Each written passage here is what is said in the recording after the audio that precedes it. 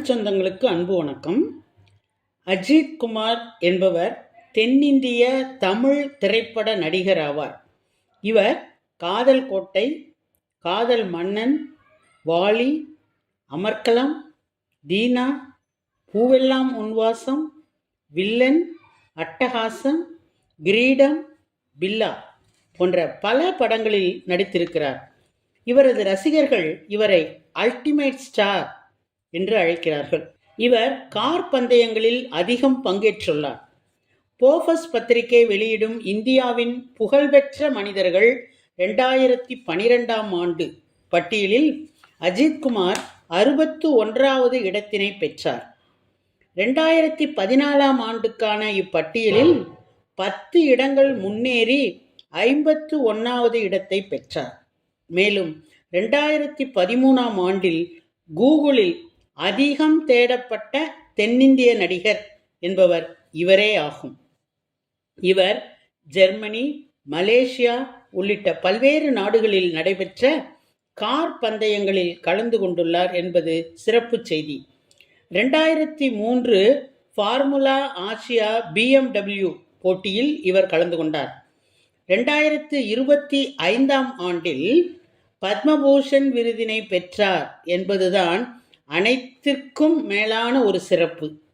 இந்திய திரைப்படத்துறைக்கு இவர் ஆற்றிய அற்புதமான பங்களிப்பிற்காகவும் சர்வதேச கார் பந்தயத்தில் இந்தியாவை பிரதிநிதித்துவப்படுத்தியதற்காகவும் அஜித் குமாருக்கு ஏப்ரல் 28, 2025ஆம் ஆண்டு இந்திய அரசு சார்பில் இந்தியாவின் 3வது மிக உயரிய விருதான பத்மபூஷன் விருதை வழங்கி இவரை கௌரவித்தது.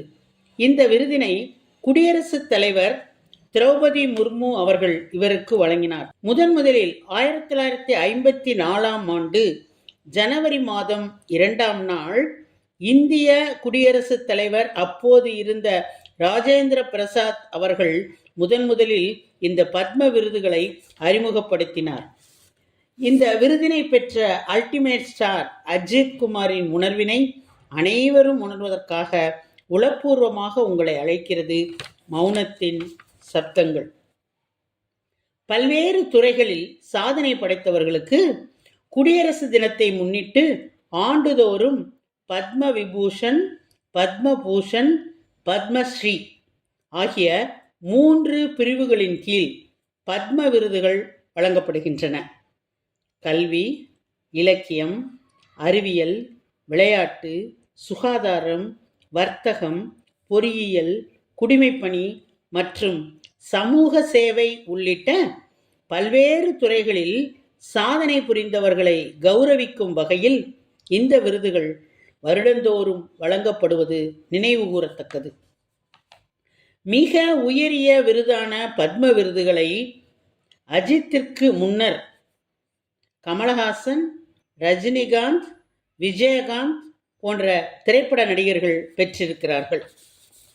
நடிகர் அஜித் குமாருக்கும் சூப்பர் ஸ்டார் ரஜினிகாந்திற்கும் ஒரு ஒற்றுமை உள்ளது.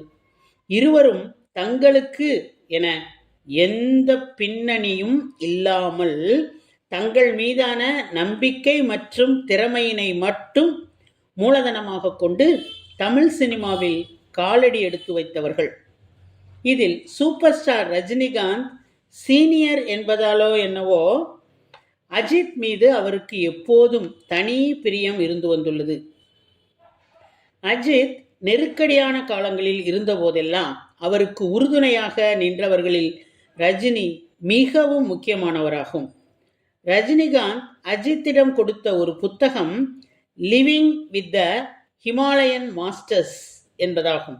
அந்த புத்தகத்தை அஜித் அவரது வாழ்வில் மிகவும் துயரமான காலகட்டத்தில் இருந்தபோது ரஜினி பரிசளித்ததாகவும் அதன் பின்னர்தான் அவரது வாழ்க்கை முழுவதுமாக மாறியதாகவும் அவர் ஒரு பேட்டியில் கூறியிருக்கிறார்.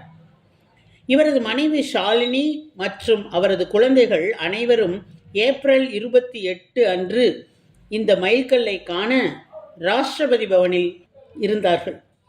அஜித் இது குறித்து பேசும்போது, நான் தொழிலில் ஒரு நடிகர், என் வேலைக்கு எனக்கு சம்பளம் கிடைக்கிறது. புகழும் செல்வமும் நீங்கள் செய்யக்கூடிய செயல்களின் துணை விளைபொருள்களாகும். நான் என் வேலையை மிகவும் விரும்புகிறேன். கடந்த 33 ஆண்டுகளாக நான் செய்து வருவதை நினைவு கூறுகிறேன். நான் எனது வாழ்க்கையை முடிந்தவரை எளிமையாக வைத்திருக்க முயற்சிக்கிறேன். ஒரே நேரத்தில் அதிக திட்டங்களை நான் எடுக்க மாட்டேன். என் மற்ற பொழுதுபோக்குகள் மற்றும் ஆர்வங்களில் நான் கவனம் செலுத்துகிறேன் என்று கூறுகிறார்.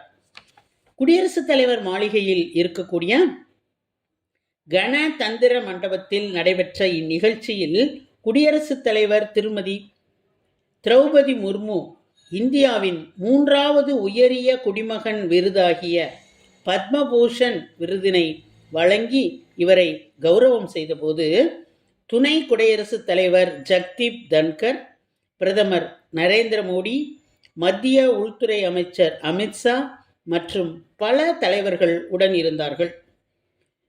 துடிப்பான மோட்டார் ஸ்போர்ட் பந்தய வீரரும் மாநில அளவிலான துப்பாக்கி சுடும் சாம்பியனுமான இவர் தனது சொந்த அணியான அஜித் குமார் ரேசிங் என்ற நிறுவனத்திற்கு தலைமை தாங்குகிறார். தனது ரசிகர்கள், திரைப்பட சமூகம், மோட்டார் ஸ்போர்ட்ஸ் சமூகம், ரைஃபிள் கிளப் மற்றும் ஏரோ மாடலிங் சமூகம் ஆகிய அனைவருக்கும் தன் நன்றி எறிதலை இவர் தெரிவித்துக் கொண்டார். நல்ல காலங்களிலும் சவாலான காலங்களிலும் தனக்கு உறுதுணையாக நின்றதற்காக தனது பெற்றோர், உடன் பிறந்தவர்கள், மனைவி ஷாலினி, குழந்தைகள் அனுஷ்கா மற்றும் ஆத்விக் ஆகியோருக்கு சிறப்பு நன்றியினை இவர் தெரிவித்து மகிழ்ந்தார். 1990ஆம் ஆண்டு வெளியான என் வீடு என் கனவு என்ற தமிழ் திரைப்படத்தில் ஒரு சிறிய அங்கீகாரமற்ற தோற்றத்துடன் அஜித் குமாரின் திரையுலக பயணம் தொடங்கியது. 1993ஆம் ஆண்டு அமராவதி என்ற தமிழ் திரைப்படத்தின் மூலம் அதிகாரப்பூர்வமான முன்னணி நடிகராக இவர் சினிமாவில் அறிமுகமானார். இவரது சமீபத்திய வெளியீடான குட் பேட் அக்லி 2025ஆம் ஆண்டு தமிழ் சினிமாவின் மிகப்பெரிய வெற்றிகளில் ஒன்றாக உருவாகியுள்ளது. இப்படம் 3 வாரங்களில் பாக்ஸ் ஆபீஸில் இந்திய அளவில் ரூபாய் 150 கோடிக்கு மேல் வசூல் செய்து பார்வையாளர்களை திரையரங்குகளுக்கு தொடர்ந்து தன்னை நோக்கி இழுத்து வருகிறது. இவர் 63 திரைப்படங்களில் அற்புதமான போர்ட்போலியோவுடன் திரைப்படத்துறையில் 32 ஆண்டுகால வாழ்க்கையை அனுபவித்திருக்கிறார். இந்த பத்ம விருதுகள் பெறக்கூடியவர்களுக்கு பணப்பலன் ஏதும் கிடையாது. விதி எண் 18(1) படி இந்த விருது பெறுபவர்கள் தங்கள் பெயருக்கு முன்னும் அல்லது பெயருக்கு பின்னும் விருதின் அடைமொழியை பயன்படுத்தக்கூடாது என்பது விதி. பத்மபூஷன் விருதானது உயர்ந்த தரத்தின் தனித்துவமான சேவைக்காக வழங்கப்படும் ஒரு விருதாகும். இந்த பத்மபூஷன் விருது தவிர 3 ஃபிலிம்ஃபேர் விருதுகள், 3 தமிழ்நாடு அரசு விருதுகள் மற்றும் 4 விஜய் விருதுகள் என பல்வேறு விருதுகளை தட்டிச் சென்றவர்தான் இந்த அல்டிமேட் ஸ்டார். ஆனாலும் மிகவும் சாதாரணமான ஒரு மனிதர் என்பதில் எந்தவித ஐயமும் இல்லை.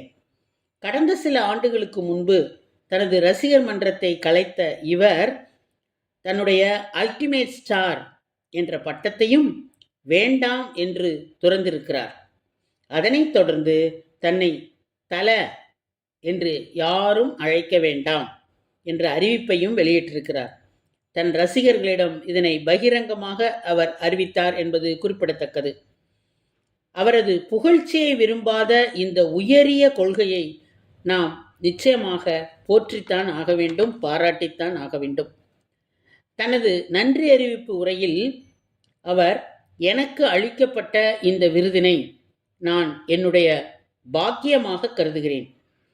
இந்த அங்கீகாரம் தனிப்பட்ட முறையில் எனக்கு ஆனது மட்டும் அல்ல, இதனை சாத்தியப்படுத்திய பலரது உழைப்பும் இதில் அடங்கும் என்பதனை நான் உணர்வேன் என்று தன்னுடைய தன்னடக்கத்தை அவர் வெளிப்படுத்திய விதம் இவரை உண்மையிலேயே இவர் ஒரு அல்டிமேட் ஸ்டார் தான் என்று அனைவரையும் உணரச் செய்தது என்பதனை கூறி உம்மிடமிருந்து விடைபெறுவது உங்களுடைய அன்பு தோழி கீதா.